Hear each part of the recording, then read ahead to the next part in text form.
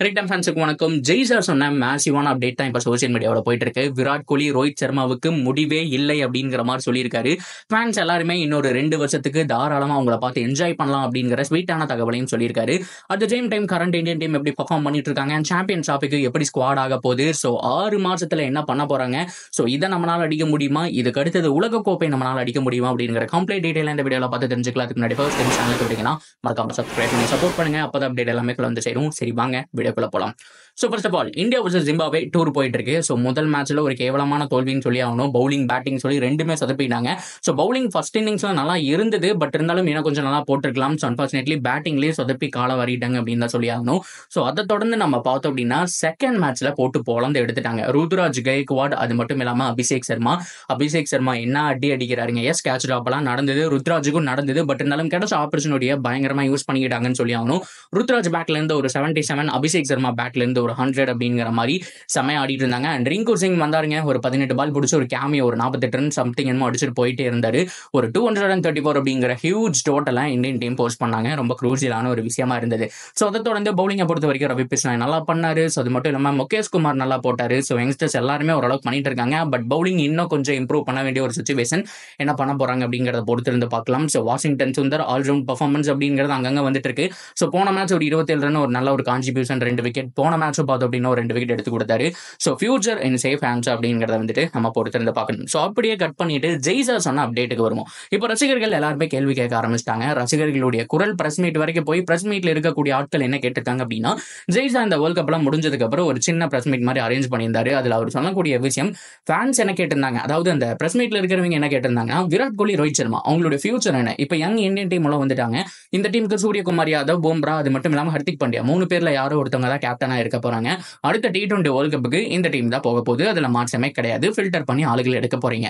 ODI ஃபார்மேட்டை பத்தி என்ன நினைக்கிறீங்க, என்ன மாதிரியான பிளேயர்ஸை சூஸ் பண்ண போறீங்க. ரோஹித் சர்மா அண்ட் விராட் கோலியும் இல்ல அப்படின்னு சொன்னப்போ மறக்க வேணாம் அப்படிங்கிற மாதிரி அவர் ஸ்டார்ட் பண்ணியிருக்காரு. ரோஹித் சர்மா, விராட் கோலி எல்லாத்துல இருந்து ரிட்டையர்ட் ஆகலைங்க. T20 இருந்து மட்டும்தான் இருக்காங்க. ரோஹித்தோட கேப்டன்சி மேல எனக்கு பயங்கரமான நம்பிக்கை இருக்கு அப்படிங்கிறதுனால சாம்பியன் டிராஃபிக்கு ரோஹித் சர்மா தான் கேப்டன் அப்படிங்கிற மாதிரி சொல்லிட்டாரு. விராட் கோலியும் அந்த ஸ்குவாட்ல இருக்கணும் அப்படிங்கிற மாதிரி சொல்லிட்டாரு. ஸோ சாம்பியன் டிராஃபி பொறுத்த வரைக்கும் ODI format 50 over format, T20 2 பேர் ஃபிட்டா ஆடிட்டு இருக்காங்க. அப்பவே அவங்க ரிட்டையர்ட் ஆயிட்டாங்க அப்படிங்கிற பட்சத்துல ஓடிஐ நிறைய டைம் எடுத்தாலாம். 50 பால் பிடிச்சி 50 ரன் அடிச்சாலும் பெரிய வித்தியாசமெல்லாம் தெரிய போறது கிடையாது. T20 மாதிரி இல்ல ஓடிஐ கேம். ஓடிஐ பொறுத்த வரைக்கும் எப்ப வேணாலும் நீங்க கம்பேக் கொடுக்கலாம். ஃபர்ஸ்ட் ஒரு 40 ஓவர் நீங்க கட் அபவுட் ஆடிட்டு கடைசியில் ஒரு 10 ஓவர் நீங்க ஆக்டிவேட் பண்ண ஆரம்பிச்சா கூட கம்பேக் கொடுக்க முடியும். அது மட்டும் இல்லாம ஃபர்ஸ்ட் ஒரு 40 ஓவர் நீங்க தடால் புடால் அடிச்சுட்டு கடைசி 10 ஓவர்ல சொதப்பிட்டாலும் ஆப்போசிட் டீம் கம்பேக் கொடுப்பாங்க. ஸோ அந்த மாதிரி 50 ஓவர் ஃபார்மேட்ல எப்ப வேணாலும் கேம் குள்ள வர முடியும். பட் ஆனா வெறும் யங்ஸ்டர்ஸை மட்டும் நம்பி நீங்க 50 ஓவர் ஃபார்மேட் குள்ள போக முடியாது. ஏன்னா யங்ஸ்டர்ஸை பொறுத்த வரைக்கும் துருத்துருன்னு இருப்பாங்க. இந்த T20 ஃபார்மேட் கரெக்ட் தான், பட் ஓடி ஆடுறக்கு எக்ஸ்பீரியன்ஸ் அப்படிங்கிறது வேணும். ஏன்னா மேக்ஸிமம் எல்லாருமே around the world T20 cricket தான் ஆடிட்டு இருக்காங்க. ஒரு IPL ஆகட்டும், இந்த மாதிரியான ஃபார்மேட் ஆகட்டும், ஓடிக்குள்ள வருது அப்படிங்கிறது கொஞ்சம் கஷ்டமான ஒரு விஷயம் தான். ஸோ இதைத்தான் லைக் தோனி என்ன பண்ணியிருப்பாரு அப்படின்னா, எக்ஸ்பீரியன்ஸ் பிளஸ் யங்ஸ்டர்ஸ் அப்படிங்கிற மாதிரி போயிருப்பாரு.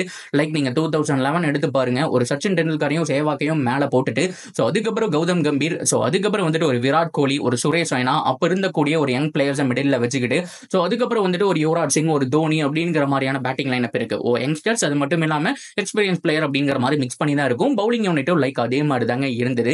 ஸோ இந்த மாதிரி சூப்பரா அந்த ஒரு கேப்டன்சி அப்படிங்கிறத பண்ணிட்டு இருந்தாரு. ஸோ அதை தொடர்ந்து ரோஹித் சர்மாவும் அதே மாதிரி தான் எக்ஸ்பீரியன்ஸ் பிளேயர் தான் ஓடிஐ ஃபார்மேட்டுக்காக வந்துட்டு சூஸ் பண்ணியிருந்தாரு அப்படிங்கிறத நம்ம பார்த்தோம். லைக் போன வருஷம் வேர்ல்ட் கப்ல நீங்க பார்த்திருப்பீங்க, நான் லாஸ் பண்ணப்போ ஸ்ரேயஸ் ஐயரை பொறுத்த வரைக்கும் T20 கிரிக்கெட் நிறைய ஆடி இருந்தாலும் அவர் 50 ஓவர் ஃபார்மேட்டும் ஆடி இருக்காரு.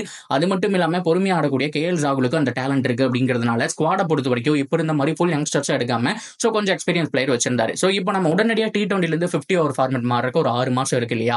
ஸோ இதுக்கு நடுவில் எக்ஸ்பீரியன்ஸ் பிளேயர்ஸ் வேணும். ஸோ கண்டிப்பா ரோஹித் சர்மா, விராட் கோலியை நான் டீமை விட்டு தூக்க மாட்டேங்கிற மாதிரி ஜெய்சா சொல்லிட்டாரு. இதே வாய் தான் போன வருஷம் வேர்ல்ட் கப் தோத்ததுக்கு அப்புறம் அவங்க 2 பேரும் எந்த ஃபார்மேட்லயே இருக்கக்கூடாதுன்னு சொன்னாங்க. ஸோ எத்தனை பேருக்கு ஞாபகம் இருந்துன்னு தெரியல. ஸோ ரொம்ப நாள்லாம் ஆகலைங்க, 6 மாசம் முன்னாடி கரெக்டா ஜான்வரியில் இந்த மாதிரி ஸ்டேட்மெண்ட் வந்துச்சு.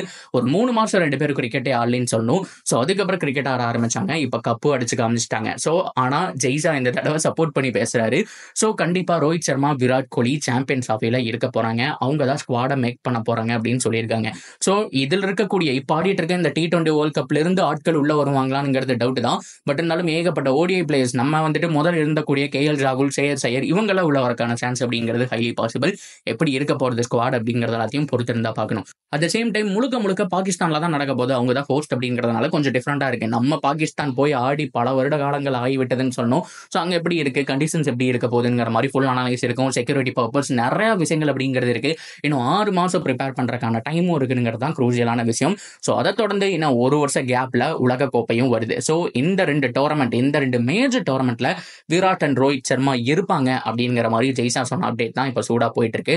ஸோ எல்லாருமே என்ஜாய் பண்ணிட்டு இருக்காங்க. பொறுத்திருந்து பார்ப்போம். இந்த ஜூனில் நம்ம டிராஃபி அடிச்சிருக்கோம். ஸோ அடுத்த ஜூனுக்குள்ள 2 டிராஃபி வரப்போதா, அந்த ஒரு சாம்பியன் டிராஃபியும் அடிப்போமா அப்படிங்கிறது எல்லாத்தையும் நம்ம வெயிட் பண்ணி தான் பார்க்கணும். ஸோ ஓவராலாக எல்லாமே கவர் பண்ணிட்டேன்னு நினைக்கிறேன். ஸோ இதுக்கான குரூப்போட அட்டவணையும் இருக்கு, நான் உங்களுக்கு ஸ்க்ரீனில் கொடுக்குறேன். சப்போஸ் மிஸ் பண்ணியிருந்தீங்க அப்படின்னா நம்ம வீடியோவும் போட்டிருக்கு, குரூப் அட்டவணை எப்படி இருக்கு அப்படிங்கிற மாதிரி. அதையும் நீங்க போய் செக் பண்ணி பாருங்க. ஸோ சாம்பியன் டிராஃபி நம்ம அடிக்க முடியுமா இல்லையா? ரோஹித் சர்மா அண்ட் விராட் கோலி லாஸ்ட் டான்ஸுக்கு இன்னொரு 3 வருஷம் இருக்கு அப்படின்னு சொல்லி ஆகணும். இந்த 3 வருஷத்துக்குள்ள அவங்க கண்டிப்பா இந்த 2 டிராஃபி அடிச்சுட்டு போவாங்களா இல்லையா அப்படிங்கிறதையும் தாராளமாக கமெண்ட் செக்ஷன்ல சொல்லுங்க. தொடர்ந்து அப்படி இருக்கு சேனலோட இணைஞ்சிருங்க. மறக்காம சப்ஸ்கிரைப் பண்ணி சப்போர்ட் பண்ணுங்க.